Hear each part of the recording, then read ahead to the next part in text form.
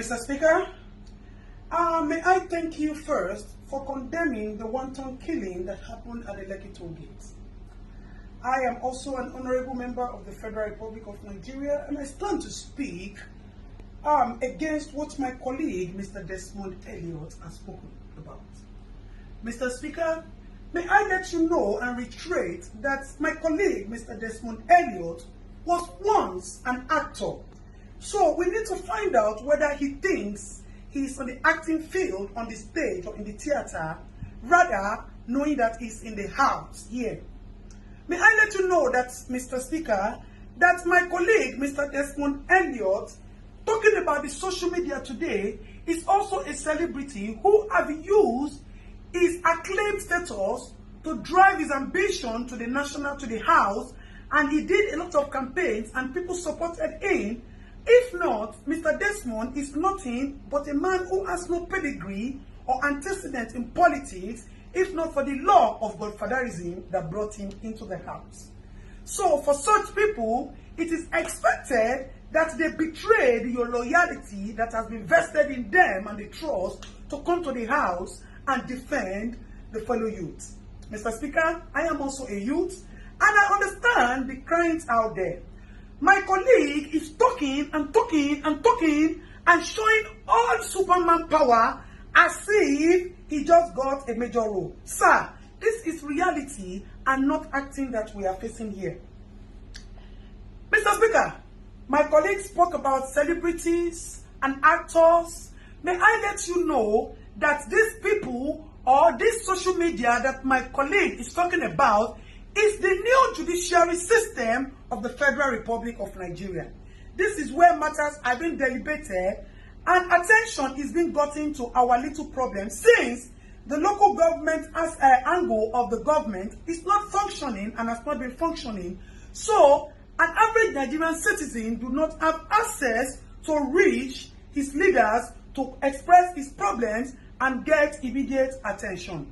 Mr. Speaker, like my colleague said, in the next 5 years, if we continue to look at Nigeria, there will be no Nigeria today because you politicians would have looted all the funds in the system, and the children will have nothing. And we will not wait until the next 5 years for us to speak out. That is why we are running the era of Sorosoke. We are no longer keeping quiet for you unscrupulous, men without integrity, unidentified, physically identified looters. May I put my words clearly, Mr. Speaker? Because our politicians have turned to broad daylight looters. They have turned to broad daylight robbers. They have turned to broad daylight liars who have no integrity, like my fellow colleague, Mr. Desmond Elliot. And I am suggesting that we look for the nearest psychiatric hospital to check my colleague in for immediate attention, as we do not intend to lose him to some of the people who have died in the Lekki toll massacre. Let me thank you for your intervention. Mr. Speaker, may I also plead with you that the issue of the Oba of Lagos is so alarming and shameful to us as youth. Àwọn Yorùbá ní pé tí ọwọ́ ẹni ò bá ti tẹkù idà sà, a kì í béèrè ikú tó pa bàbá ẹni. The act of Oba of Lagos has shown that there needs to be proper investigation to his character and person and how he relates with people in his area. The office of the Oba is supposed to consult with the oracles and our ancestors when there are troubles in the land, so we can provide solution. Rather, the office of the Oba has turned into a storage of dollars and palliatives, and that needs to be questioned and properly investigated, sir. May I also plead with you, Mr. Speaker, that you should look into the bills that are being presented to you and be sure that you are defending and supporting the interests of the youth. Our politicians have turned into nothing but animals who worship nothing but money. May I also bring to your notice, Mr. Speaker, that there is a fellow member of the government as well who who kept some palliatives in his house and decided to share it on his birthday. My people will say, Olori Buruku Nyewasa, with all due permission and respect, Ashiere Ole, and then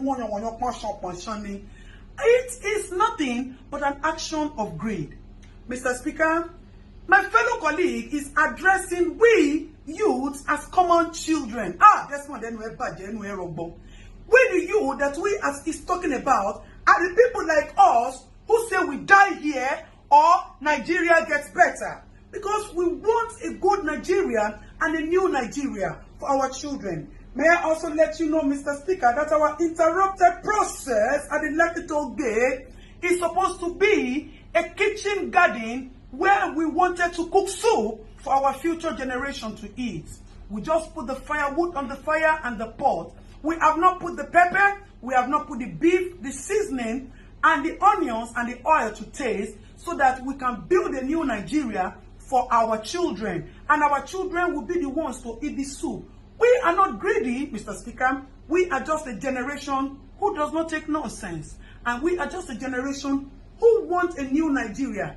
Nigeria has been pregnant for years of corruption, of years of inhumanity, of years of insane leaders, of years of lies and deceit, of years of looting and bad governance, bad road, bad hospital, bad police system.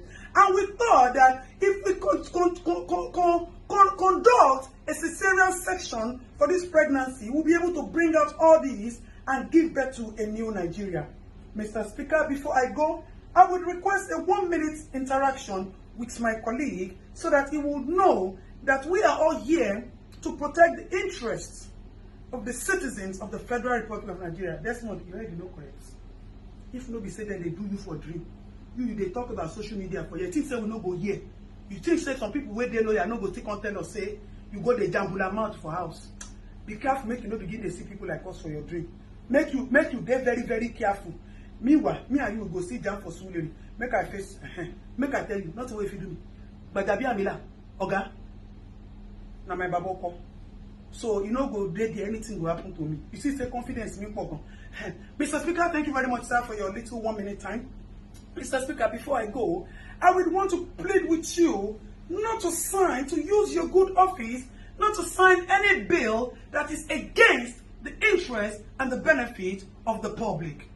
May I also let you know that we seek justice for the people who have been killed.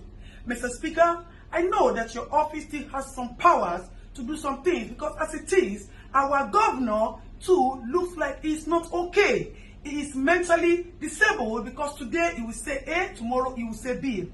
And as my fellow colleague who is not here today said, Papa, he said they have removed the engine, they put B2 tomorrow, and they put DAF next tomorrow. So the engine of our federal governor is not properly okay and also needs to be checked so that we can know the truth of who ordered the massacre killing, why he ordered the massacre killing in Lekki, as there was no iota of crime recorded in the case of Lekki. Mr. Speaker, with all due loyalty and respect, I would appreciate if quick intervention is quickly given to our governor, Governor Sanwo-Olu, as that man is not okay. And we can advise him that he should step down since he has admitted that he committed the mistake and the blunder. Mr. Speaker, thank you very much for giving me the audience. We appreciate your office and we pray that you distinguish yourself from all of that, even though you also have your own past antecedents, which you have been forgiven because of the love of the little that you have been doing in the recent times to us. You have come to realize that government is for benefiting the people. And if you retire yourself, na Suleri they come. So if you don't do well, you wait till your eyes see for Suleri afterward. Last. So. Mr. Speaker, may I please appeal with you to help me tell my fellow colleague, Mr. Desmond Elliot, that all those washing basins he put in Lekki and he's using it for us to wash our hands due to COVID, he should come and pack it. If that is what he has done, that is making him to be jambula, talking jambula, mouth rough, and in his mouth, he should come and take it because as it is, we are suspecting that there is no COVID. The government only used COVID to cash out on us. That is why they have not shared. Mr. Speaker, may I also plead with you that you should use your honorable office to help us bring to justice. So I need to ask this question, Mr. Speaker. I put it forward to you, sir. Who is supposed to be prosecuted? The people who kept the palliative without sharing it to the rightful owners, or the people who looted the palliative warehouses and took food that are supposed to be your fundamental human rights, sir. You see, when we say that there's injustice in the land, that is why we will not stop at using the social media to push for all the attention, all the justice that we need to get. Mr. Speaker, thank you for the time out. May I further reiterate that Mr. Desmond Elliot, according to Davido, one of the youth, has said that all the memories, the fake memories of acting that you brought to us, we have forgotten about it and you have been jeopardized with this single act of yours. So if you would tell Mr. Desmond Elliot to please check himself into the nearest psychiatric hospital, it will be very good, sir. I remain your Honorable Adeton, who stands for nothing but justice for the common man, as I am a common man and a citizen of the Federal Republic of Nigeria. So help me God, sir.